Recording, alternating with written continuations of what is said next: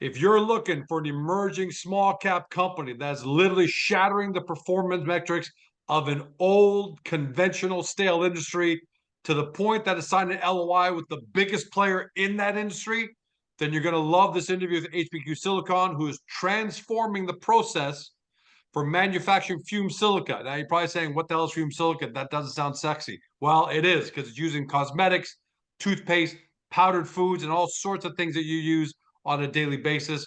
The manufacturing of it is toxic, expensive, environmentally unfriendly. And that's because since 1944, guys, talk about before the end of World War II, the fumed silica industry has relied on the same old fossil fuel intensive production methods, and that's why it's expensive, toxic, environmentally unfriendly. And today, the big news, a lot of people are waiting for this. HPQ's fumed silica reactor pilot plant produces its first material. Bernard, welcome back, my friend. Thank you. How big is this milestone? Let's start off with that, because this feels like HPQ Silicon has now stepped into a new phase. This is the beginning of the next phase, and whatever phase we're up until now is kind of ended. It's locked away, it's in the books, and this is a brand new phase. How big is this milestone? For me personally, this is a massive milestone. Okay, really, really, really massive, really important, really, in my mind, this was the biggest go, no go. And I'm going to be totally honest with you. Because, okay, in many of my conversation I had with people, and you know, the fumed silica reactor potential always seemed too good to be true. And the argument I would always get back to me was, okay, you've done it at lab scale, whoopie-doo, okay? Do it at pilot plant, all right? So for me, just being able to get the pilot plant to produce the same material at the, we're basically right now operating the pilot plant, which is 20 times bigger, okay, scaled up than the lab scale, as a lab equipment. That's how you do it at the beginning. Okay, so we're following the same protocol, we're just doing the same test. And lo and behold, what do we get? The same type of material. At the first glance, first visual too, we get the same type of material we started to produce when we did the lab scale. Okay. And I've told Pyro many, many times, okay? For the first test, I don't really care about the quality. Just make me a material that really resembles what we did at lab scale. Then we know, okay, what do we know? Well, we know that the process scales up, massive. And we know that the process makes the material. The rest of it is going to be fine tuning, okay? Adjusting the process, making it work more efficiently, all those issues. But that was the biggest no-go. And the importance of this is you have to realize, lab scale to pilot plant, 20 times scale up, okay? It's going to be exactly the same scaling up when we go from pilot plant to commercial plant at 1,000. So in my mind, okay, that is the biggest milestone yet. There'll be tons of other milestones to be coming, but for me, that's the biggest one, because now we're operating the machine, we're operating a big machine, okay, as if it was a lab scale machine, because that's how you start the testing protocol. And we got the same type of result. We got the material, it made fumed silica. It's a one-step process. You put all these things together, it says that's a massive check mark. It's going in the right direction, and it's there. So it changes from we made it at lab scale to now we made it at pilot scale. That's big, 20 times bigger. That's the important. So that's one of those paradigm shifts we've reached. Okay, I don't think it has percolated in the mind. Okay, there's always going to be some people that want more and more proof of it, but it's on the right direction. And what that also does for HPQ as a company, okay, because this is HPQ Silicon Pulveris, HPQ Silicon Pulveris, it makes it clear what I've been saying, okay? The other projects that we're developing, which are also advancing, also moving forward, are not there to hide the fact that we're having problem with the fumed silica. We're not having a problem with fumed silica. It's advancing. It's taking us longer than we anticipated, but that's R&D. Timeline in R&D are guesstimation at best, okay? So it's sort of funny. I've said that many times. Yeah, when I talk to R&D people, okay, they understand where we are, they understand what's going, everything is normal, everything is fine. When you talk to retail investors that have been there for some time or new retail investors, they'll put a bigger importance to the timeline. Okay. And it's very difficult to give a timeline. It's incredibly difficult. But And you can't blame, look, you can't blame investors. I'm not talking about your investors. I've seen this for investors in any company when they're waiting for that milestone. It's not that they're impatient or critical, but they're nervous. The baby's coming. I think you and I said this one time, right? When you said Uncle Evonik a couple of months back. But when you know the baby's coming, you're nervous. You just want the baby to come. What can you tell us about the first materials? We know you guys put some visuals, and we know you're gonna analyze them, analyze it by an independent laboratory. But eyeballing it, what can you tell us about the first materials? Because I know there's some questions out there about how much and all that, and what can you tell us? Well, I'll tell you this, okay? When we say visual, it's literally visual within the reactor because remember, there's there's a long process of heating up the system to the operating temperature, and then when we reach that temperature, it's cooling it down to where it's safe to go pick up the material within the system. So if I read correctly the timeline, it's visual inspection of material. We picked up a little bit of material on one side, but we haven't picked up the bulk of all the material we've produced because it was too hot. But we were so excited, like really, literally so excited that we made the stuff that we had to go tell. First of all, because I have regular conversation with Evonik, so they would have known. So it would have been unfair for Evonik to know and not all my shareholders to know. Same thing for Particle. So that's one of the reasons why we had to issue this news. Because for us, like for me personally, that was the biggest go no go. Not that I ever had any doubt we would reach it, but it's a go no go. If you can't scale up the process and make material just like you started to do at the lab scale. You must add a 0.5%. I mean, it's just anybody have a 0.5, 1% worry. We know you're very confident. You'd always conveyed that, but you also look extremely happy. I would say 96% happy, maybe 4% relieved that this go no go is a go. So you had to have been just a little bit nervous about the baby. You can't say zero. You can't say 100% confidence. I was pretty close to that, but okay, I had pretty close confidence that we would do it.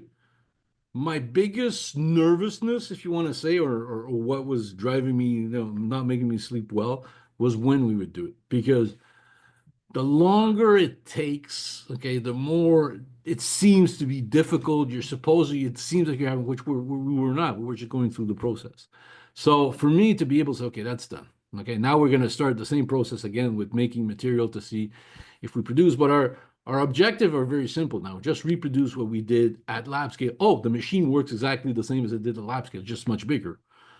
And then once we reach that goal, then it's going to be okay. Let's make it work continuously, and then that's going to move into it. But the reality is, we will pick up samples at every test. Every material will be analyzed. Who knows? Evonik might want to see even material from the first batch. There might be curiosity. It might be other material. Those type of things. We probably will end up sending them. We just don't know how much we produce because our goal. We had very specific goal when we did this test. Okay. Which were mostly to gain a lot of data on how the system operates. Because as I write in the press release, a lot of the work we were doing about the scaling up, okay, were based on theoretical model, how the system would act when you scale it up. Now we start to have real empirical data, and then we adjust the two and figure out what's going to be the best way to go through all those issues. So it may sound complicated, but it's normal for what we're doing. But it's a bit time consuming, but we're not talking like months time consuming, but you have to do it. Because eventually at one point you'll have a system where you won't need, two PhD, 3 engineers and 5 people to run it. It'll be basically an operator running the machine. So we have to make sure by the time the operator runs it, everything has been cleared.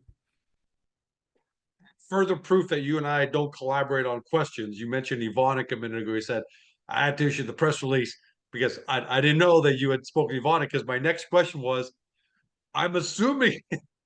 My next question is, I'm assuming you spoke to Evonik about this. I thought it might have been after the press release, so I guess you just said it was before the press release. Well, okay. What was their reaction? What can you tell us, if anything, about their reaction? Are they happy about this milestone, or you may not just say anything about, you don't want to put words in the mouth, but I have to ask because I just presumed you guys definitely spoke when Okay. the first materials were produced. what was interesting, because, there's things working in parallel. Remember the last time we spoke about an interview, we were talking about fume aluminum and fume titanium. And I told you, I was pretty sure it was going to pique their interest. And it did. And the way they came to ask me the question is ask me for an update on what's going on, because, we have regular, like once a month discussion update where we are. Now it's going to start to go much faster now. It's going to be more and more frequent. But, until we had reached this go, no go point, it was just, okay, what's going on? What's going on? They understand what we're talking about because they're R&D. So, they sent me a nice little email, says, oh, can we have an update what's going on? And we had the update. So I explained to them where we were with the fumed silica. They're all excited, very happy about things going forward. They want to know, when are we going to be sending sample? We haven't, like either Pyro or us, have taken the decision if we're going to send sample for this material. We don't think this first batch material will be commercial quality, but it could be of interest. As I remember once I sent to the guys at Evonik before we signed or after we signed the NDA, but before we talked about it publicly, I sent them pictures of the first material we made. And their reply was, oh, very interesting. Okay. And that wasn't for the fumed silica, but there was enough interesting parameters to make it interesting. That's when they wanted us to send, as soon as we had good material to send it to them, we did. And I remember I specifically spoke about the fact that we showed pictures, the material looks good in pictures in those issues. But at that time, I couldn't talk about what was going on with Evonik. But the feedback I got from Evonik was the pictures were very, very nice, very interesting, and it attracted their interest. So I now know where we are with regard to these things. So when we say it looks visually the same, we understand where this thing is. There's no differentiation now between fumed silica and then. So we're on the right track. So anyway, to make a long story short, I gave them an update, so they knew that we had produced material. And then they asked me a question about the fume aluminum, fume titanium. And basically it came down really to this.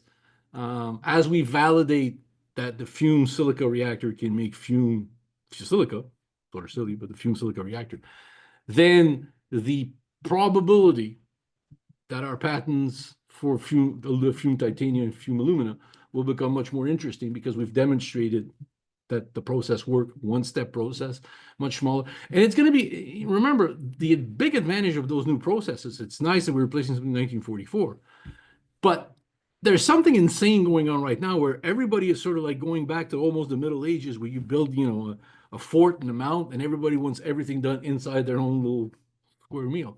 And the CapEx requires to build all those equipments is massive, not for our project. So this is where there might be some great technical, additional economic advantage to our process. So everything is really falling into place.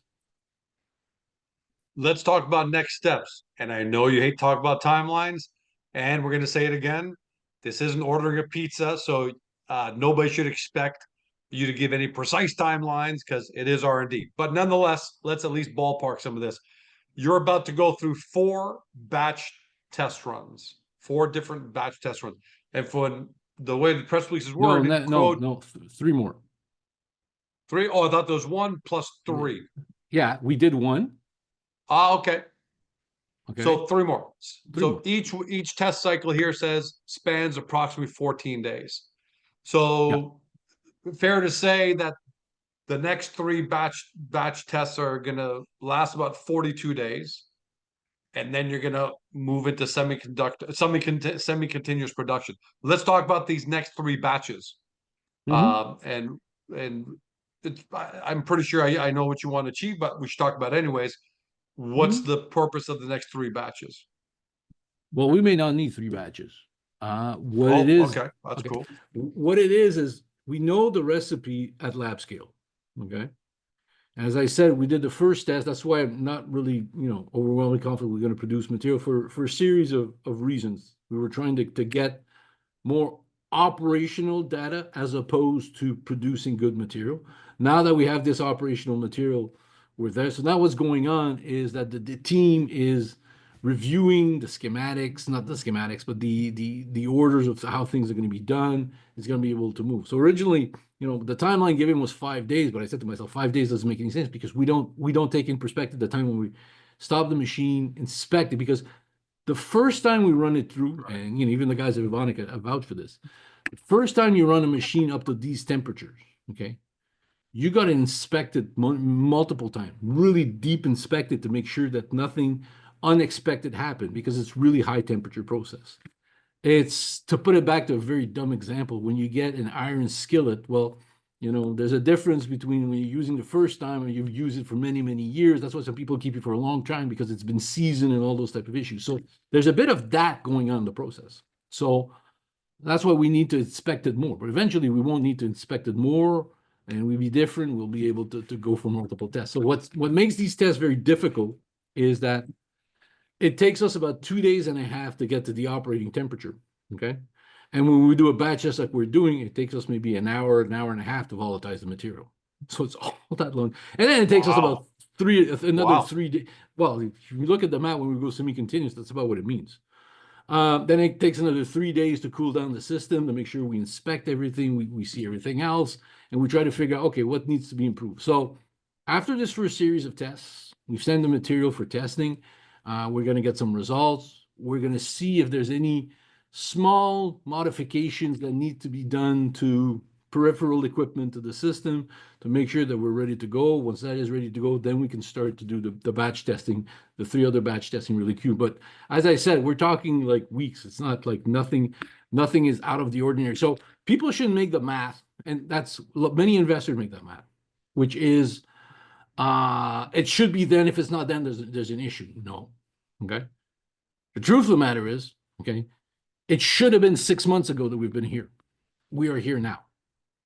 Okay. So yes, it's painful that we're 6 months late. Yes, I apologize for the people for that's very important. The key point is we're here, we made it, and technology works. It would have been more annoying if we waited that 6 months and technology didn't work. Huh? If the iPhone was 6 months late 17 years ago or whatever it was, nobody cares today. And Yeah, not that I'm trying to tell everyone this is going to be the iPhone, but the fact of the matter is it is a new paradigm. So so I got you on that. At what point do you start sending, for lack of a better term, the official samples to Evonik? And I notice, quote, the coming week should be very exciting as we'll be in a position to start delivering samples to independent parties under LOI and NDA. Well, So we only have one obviously party under LOI, LOI. Everybody knows what it obviously is. LOI is Evonik, and NDA. So at what point do you feel comfortable enough where you say, okay, let's go, we're gonna start sending samples out to Evonik and Georgecom, Silicon or whatever? Since there is no differentiation, and probably going to be other people too. There's other people that want to test my material, all those type of issues. Once we start having a little bit of material, it's like it. The thing is, we don't need at this stage. We don't need like tons of material to be tested. Okay. The first test that validated the material, I think Evonik got 45 grams out of memory.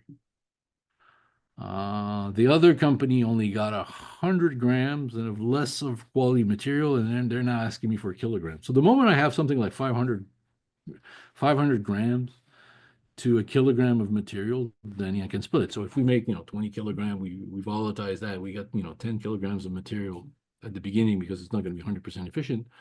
We'll have enough material to start sending it, and then we'll keep getting more and more. At one point, we'll start to have significant quantity to start samples almost to anybody. At one point, we'll have too much material to send samples. As I keep joking, Evonik, if they don't want me to send the material to other people, they just have to, buy it all out for me. So could that be after the next batch, the second batch after this? Like Okay, I it won't could make, be at any I time, won't, right? Or is there a point where you say this is batch, this is when we send the samples at this point? I think what's going to happen is, at least with Evonik, okay, with regard to the other one, once we know the material is good, we'll start sending them. With Evonik, it's different because the entire concept of the LOI is that in exchange for being allowed to name them, okay, we send them the equipment, we send them the material so we can have an exchange over this. They have probably one of the biggest laboratory when it comes to this. So, but there's not that many issues. But what could be really interesting is there might be other application that comes out of the material that we made that we thought wasn't good or wasn't made could be made of interest. There's a wide spectrum of application. Now we're shooting a few spectrum of application because they're commercial at this moment. So at least for the first one, we're going to wait until at least, we've done some of the preliminary analysis to know where we are with the material. But from the second one, once we start to know that we have a material within the right range, we talk in our press release between 150, right, the page, 300. yeah, between 150 and 300, yeah, 150 and 300 cubic meter per gram. Once we have a material with BAT, specific area of that, we'll start sending them. Even if we just have 100 is a commercial material. Okay, it's just that the target is 150 that we made 150 last time. This is where it comes in. We know how much 150 sells for. All of our financial models were based on 150. So, Do you expect, as a result of this news, what's the probability or possibility that you might get new parties interested? Maybe, again, Georgecom Silicon from Greece has been watching you all this time, but waited to see if the pilot plant would actually produce anything. And now that you've gone over this very important go no go milestone, do you think there's a chance that other players come out of the woodwork and say, "Hey, we're here, Georgecom Silicon. We'd like to sign NDA with you and send us materials." Or do you have enough between Evonik and whoever you have under NDA?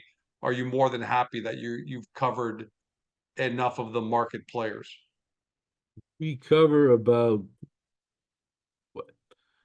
70% of the top 5 players. So not that much. And if Evonik says yes, it's going to be the same yes for everybody. If our material needs to get, I think I've said this many times. All right. There's no differentiation between brand A or brand B or brand C. The only differentiation there's going to be in the marketplace between any material, okay, is ours going to be the carbon footprint. Well, the next few years, that's not really important. Okay. And the second was we don't have any HCI into the material. Okay. And the other advantage we have is our cost advantage to manufacturing and our scalabilities and our ability to do it closer to end supply. So we don't have to do a lot of shipping of material. So,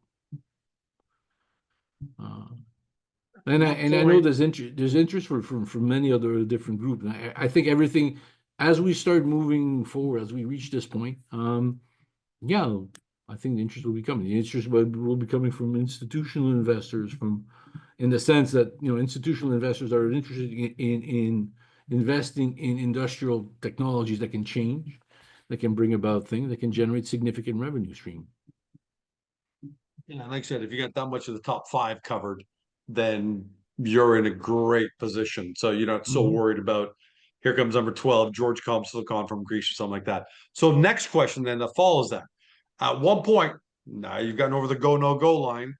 At what point do you start to really ramp up commercialization discussions now? At what point? And I know you can't give away you're negotiating and you're talking, but are you at the point now where you can pick up the phone and say to Evonik, "Hey, we might send you some of these first batch samples. If not, we'll send you a couple just in a couple of weeks or a few weeks." Do you start having that discussion now in anticipation, given the fact you're past the go no go line? Do you start ramping up those conversations from now, or do you still wait until Evonik and or other NDA participants have tested the materials themselves and given you the complete thumbs up, no, unequivocal that you're good to go? I would dare to say that we're going to start thinking about the next scaling up part of the process at preliminary level to have, a good timeline, Gantt chart of what the next steps are going to be doing, what needs to be done in addition. So that once we've gone to semi-continuous operation, then we're ready to go for the next stage. I think we write in the press release that it's going to be during the semi-continuous operation that the big commercial discussion is going to be into it. So you think about it, we're just talking about doing 3 more batch tests and just going semi-continuous. Now it might take us 2-3 semi-continuous testing to do to get us up where we're going. That would be completely normal. But then I think we'll have all the data we need to finalize to the next step. So we've done since the beginning, this pilot plan has been designed with a very specific goal, which is to be the perfect launching pad for the commercial plan. Okay. It wasn't designed with lots of bells and whistles to make something specific. It was literally designed to be, okay, this plan works, this design works, scaling up 20 times more, then we got an operational machine. So that's really where the thinking is. That's where our focus is much more. Because, we will eventually sign an offtake agreement for this material. And then, the financing, the start, the building will be much more easier because we will have the support from a big player. Now, somebody was saying, and that gives, by the way, that gives more credibility to all the other projects at that point, right? Like even now, having hit this go no go, suddenly everyone's got to take the other project. Whoever was doubting or the futzers have to take the other project even more seriously. But once you get to that point, that puts all the other projects in play as well.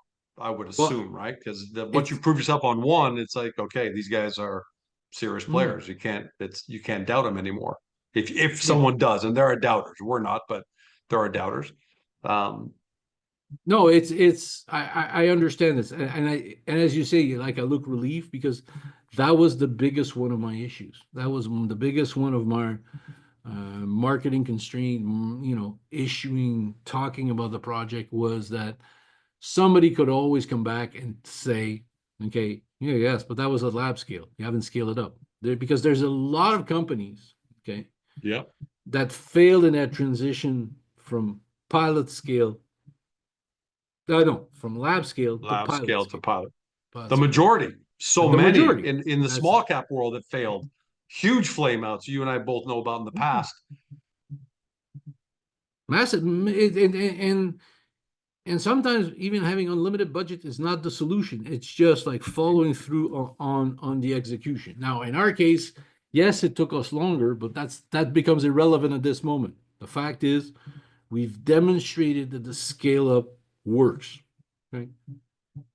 You can't no more criticize us. One of the points I always have sometimes with my argument, they keep telling with some investors that we're not happy with share price. Okay? They're telling me, how come you guys are you sure you're gonna make it at pilot scale? That was the big question. So eventually that would percolate in the mind of investors that it's there. Okay, that's a massive de-risk. Okay, so look at it the way you want to. Okay. The market cap of HPQ, okay, has been massively de-risked today by this news in the sense that the fumed silica part of the business, which is a market for multiple 1,000-ton reactor, which is going to be great for Pyro because they're going to be building them, but for the operational company, HPQ Silicon is also very, very great. We're talking about, gross profit margin is 70%. A market that's almost captive and a market that's completely going to change. Where's all the production for fumed silica gone to? It gone to Asia, China, those places. I even got people calling me. They want to have our production systems all over the world. So it's going to start to move. Is it going to be instantaneous? No. But we started to roll down the hill of Nirvana, which we finally made it on top of the hill, and we're going to go down. There'll be ups and downs, but we're generally the trend is down in the sense of moving forward.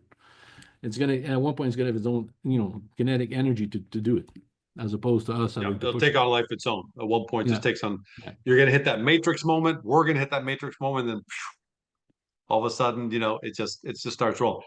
Really quickly, we have about 5 minutes left. You had a couple of questions from Agoracom members. Agoracom okay, users. So you want to give us a So the first question came up from our friend Blue Falcon, because what happens is, Pyro and us, we both work on the press release, but we both work independently. And when they issue, because they're TSX, they issued a press release at 7, and I issue mine at 7:30, because by rule we have to issue the latest 7:30. If not, it might require a stop. That's theoretically the rule. So Pyro issued first, so somebody came up and they were asking me if we're going to issue a press release. Well, I think you already got the answer to this. What's the next question? Quickly. That was Blue Falcon. Thanks, Blue. Thanks, Blue. Then we had Endzone. Oh, no, he was talking about Excelix. Well, you know, Excelix has gone through a lot of changes in their own management, so they haven't come back to us too much, but it doesn't really change. We advance very much in our batteries. That was a Endzone. Next. Wait, oh, I'm going the wrong direction. Bernard, press forward, not back. I was pressing next.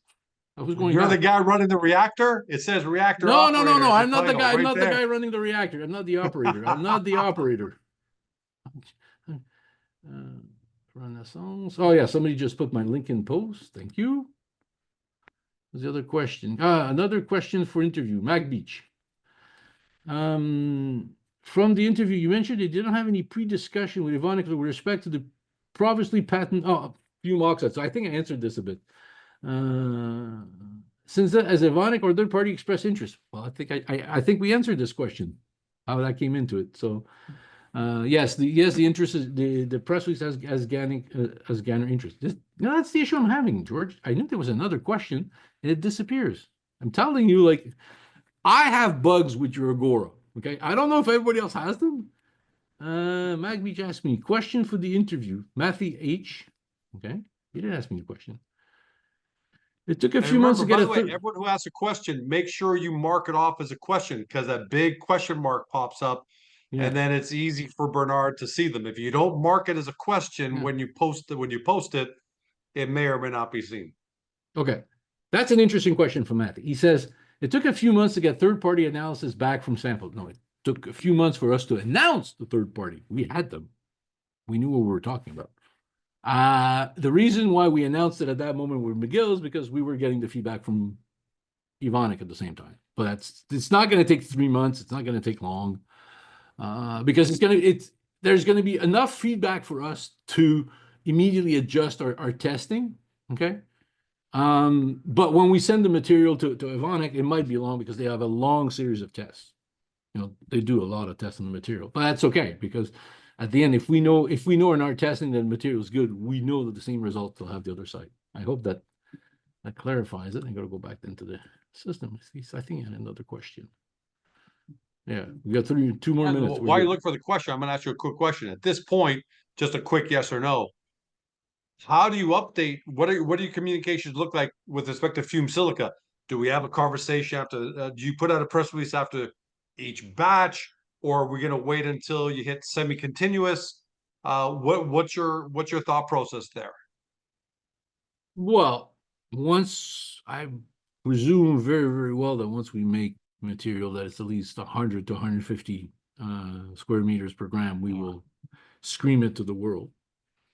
And we will tell Evonik about this, and since if we tell Evonik about this, then it's sort of unfair that somebody that's under NDA prefers your information, so we will share it to everybody. Listen, not that they're going to trade on it, not that Evonik. No, it has nothing to do with trade on it. It's just a question. Is sort of unfair that some people have information other people don't have. And although some people might think it's fluff, but it's not fluff. It's for us, it's very important. So as soon as we have information in that regard, we'll be able to say it. Now, if we're in between and we have to do a few adjustments, will we talk about it? Maybe not. We'll just wait till we get the good results. But I'm not really worried about this. Bernard, congratulations on this great milestone. I can hear it in your voice.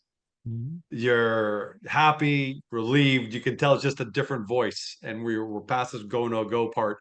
And I think a lot of people are going to pick up on that too. Congratulations to you, the entire team. We know you're the tip of the spear, but very exciting for all of us. And can't wait to have you back. I mean, we know there are other parts of the company that you're probably going to be talking about, but the fumed silica, this is the one that everyone's been kind of waiting for. And now we can all see the light at the end of the tunnel. So Godspeed, good luck in the upcoming batch runs that you're going to have, that everything goes great and everyone's happy. And then and then the real happiness starts at that point. But congratulations, my man. Thank you.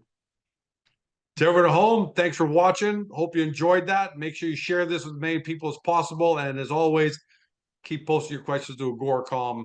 That's verified. Bernard will answer them, sometimes right here in video like you just saw, or at least post them for everybody to see the same question, everyone see the same answer.